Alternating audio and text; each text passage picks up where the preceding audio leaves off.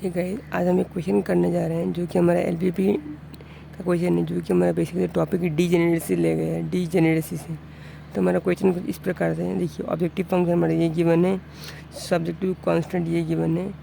यहाँ पे देखिए, यहाँ हमारा लेस देन साइन है, तो यहाँ पे हम लोग को स्लैक वेरिएबल ऐड करना पड़ेगा। यहाँ पे स्लैक ऐड करना पड़ेगा। देखिए पहले आप introducing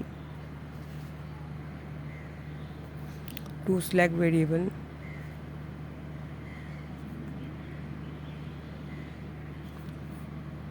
we get 3x1 4x2। यहाँ पे एस लाइक वेरिएबल s1 जो होता है, अगर हम सरप्लस ऐड करेंगे तो -s1 होगा। x1 + 2x2, यहाँ पे ऐड 1 आएगा तो 0 आएगा। तो यहाँ पे ऐड करेंगे, यहाँ पे आएगा s2 0 s2, यहाँ पे आएगा 8, यहाँ पे आएगा 4। और मैक्स से तो हम -1 से मल्टीप्लाई नहीं करेंगे, अब बनाएंगे हम सिंपलेक्स टेबल। हमारा अभी स्टैंडर्ड फॉर्म में आ चुका है।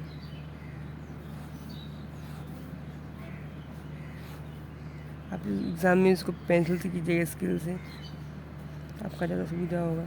यहाँ पे जो भी इक्वेशन गिवन है वो फॉर्म कीजिए पहले, x1 x2 s1 s2। आप समझेंगे कैसे? देखिए, तो ये हमारा कितना इक्वेशन, दो इक्वेशन था। दो इक्वेशन था हमारा 1 0 0 1 आएगा इस केस में। अब इसका जो कोएफिशिएंट x1 का कोएफिशिएंट कितना 3, इसका 1 4 2 1 0 0 1। हमारा जो आइडेंटिटी मैट्रिक्स फॉर्म करेगा वो हमारा बेसिस में आएगा, s1 s2। इन दोनों का हमेशा कॉस्ट 0 होता है। x1 का कॉस्ट गिवन है 5, इसका कॉस्ट गिवन है x। यहाँ पे लिख दीजिएगा that is max that is equal to 5x1 8x2। क्या ऐड किया एक्स्ट्रा हम, 0 s1 0 s2। यहाँ पे लिखिए x1 x2 x1 s2 return equal to 0। और हमारा जो सी बी आएगा वो बेसिकली हमारा कॉस्ट क्या है 0 0। एक्स भी हमारा आएगा ये 84, क्योंकि हमारा राइट हैंड साइड में हमारा जो होगा। अब निकालेंगे हम जेड से हमारा होता है summation C B into X है। देखिए अब 0 into this 0 0 0 0, this into this plus this into this, this into this plus this into this. अब निकालेंगे हम जेड से हमारा होता है सी जे माइनस जेड से माइनस सी जे हमारा ये रहा 0 -5 -5 0 -8 -8 0 0। अब देखिए यहाँ पर हमारा होगा मिनिमम वैल्यू। फॉर्मूला होता है x D by entry vector क्या, हमेशा मिनिमम। यहाँ पर तो छोटा कौन है, ये नेगेटिव में जो जितना बड़ा हो उतना छोटा होता है। यहाँ पे एक्स बी बाई होगा, एक्स बी मतलब ये बाई एंट्रिंग वेक्टर कौन सा रो है हम लोग का, कॉलम है ये, और ये x2 कॉलम। तो हमारा होगा एक्स बी बाई x2। अब हम क्या करेंगे, 8/4 कितना होगा 2 2/2 4/2 कितना होगा 2। अब ये केस हो गया डिजेनेरेसी का, तो यहाँ पे लिखेंगे आप so there is a tie between whom, between first and second row, so it is a case of degeneracy. So we rewrite the simplex table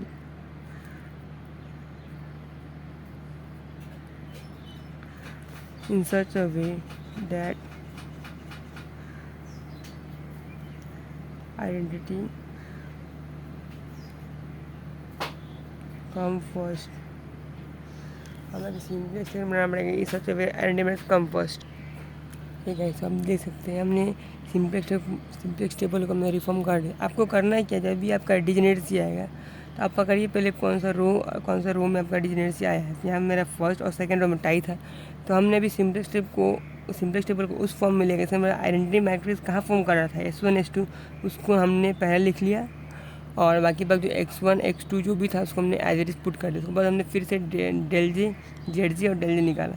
इन सब में देखिए मिनिमम हमारा -8 आया। अब यहाँ पे हमारा टाई हो रहा था दिस रो में, हमारा यहाँ पर अभी इस केस में फॉर्मूला आएगा जिस रो में हमने पहले लेंगे हम s1, बाद में लेंगे x2। इसमें हमने मतलब हमारा वो एंट्रिंग वेक्टर क्या है x2, हमारा फॉर्मूला होगा x1 by x2। x1 by x2 हमारा फॉर्मूला होगा, तो हमारा होगा formula x1 by x2, that is s1 कितना है 1/4, दैट इज़ 0.25, और ये हमारा 4/2 दैट इज़ 2। मिनिमम कितना है, मिनिमम हमारा 4 है, तो हमारा 4 होगा हमारा की एलिमेंट, x2 में इंटीग्रेटर में 4 होगा हमारा की एलिमेंट। तो हम लोग को ये करने के बाद हम लोग को फिर से सिंपलेस्ट टेबल को ऐसे ही करके हम लोग आगे बढ़ना है। मिनट ये आ गया, हम अभी इसको ऐसे ही कर सकते हैं। देखिए हम इसको आगे बढ़ेंगे फिर यहाँ पर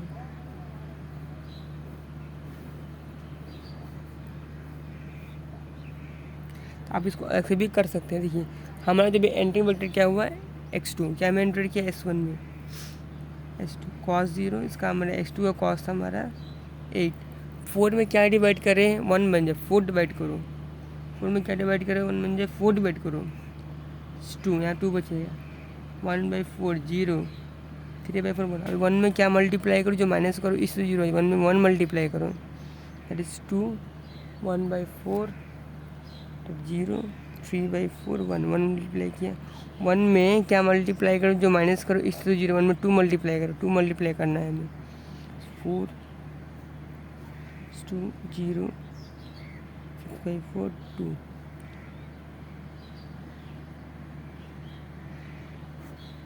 0 -2 1। तो आप देख सकते हैं हमारा हमने 1 में 2 मल्टीप्लाई किया और सब्ट्रैक्ट कर दिया इसे, तो मेरा वैल्यू इस प्रकार आया। फिर से हम निकालेंगे जेड जे। फॉर्मूला क्या था, फॉर्मूला था हमारा summation C B into X J, this plus this into this minus into this, तो मेरा आएगा 2, यह आएगा 0,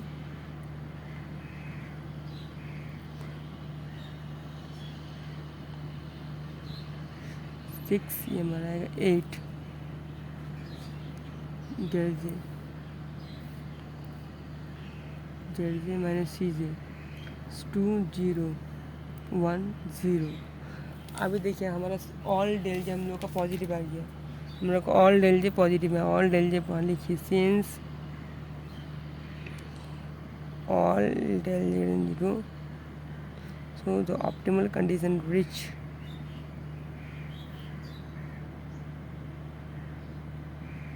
ऑप्टिमल कंडीशन रीच्ड, हमारा जो x2 का वैल्यू है वो हमारा आएगा, ये रहा वैल्यू, ये नहीं होगा, ये होगा वैल्यू हमारा +2, s2 का वैल्यू 0।